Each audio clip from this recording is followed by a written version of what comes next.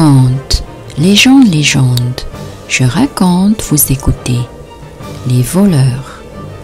Il était une fois une famille de 4 enfants composée de 2 garçons et 2 filles. Lorsqu'ils furent grands, les 3 d'entre eux devinrent très riches. Seule l'une des 2 filles resta pauvre. Ses frères et sœurs ne l'aimaient pas. Elle était si misérable qu'elle ne pouvait même pas se procurer des vêtements. Elle ramassait les guenilles jetées par ses frères et ces derniers ne voulaient aucunement l'aider. Au bout de quelques années, la pauvre femme eut un petit garçon. En grandissant, sa mère lui dit : « Tu vois mon enfant combien nous sommes pauvres. Dans notre famille, personne ne nous aime. Nous devons aller dans la forêt pour travailler et tâcher de gagner notre vie. » Le petit répondit : « Je crois, maman, qu'il vaut mieux rester dans le village, car dans la forêt, il y a des bêtes malfaisantes et des brigands. » Un jour, ils partirent très tôt le matin pour aller travailler dans la forêt.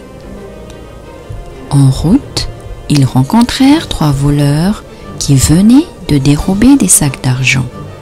« Où allez-vous » demandèrent-ils. Et comme la mère et l'enfant, pétrifiés, ne répondaient pas, ils les emmenèrent avec eux comme esclaves. Arrivés dans leur case, ils dirent à la femme de faire cuire du riz. L'un des brigands, voulant avoir tout l'argent, mit du poison dans le riz pour tuer ses 2 camarades. Mais un des voleurs avait eu la même idée. Pour s'approprier du butin, il décida d'appeler l'un de ses compères et de l'attirer dans un endroit désert pour l'assassiner.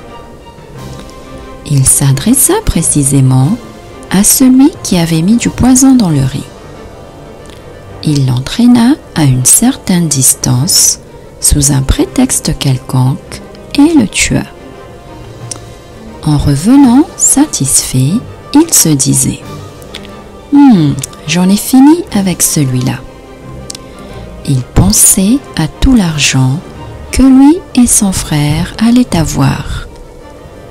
Son frère, l'un des malfaiteurs, était en train de surveiller les 2 esclaves.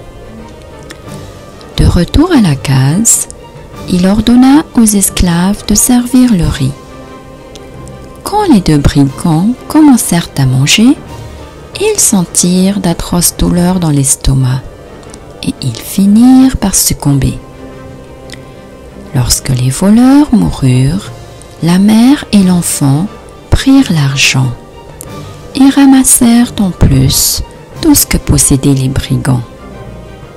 Ils revinrent dans leur village et devinrent beaucoup plus riches que leur famille.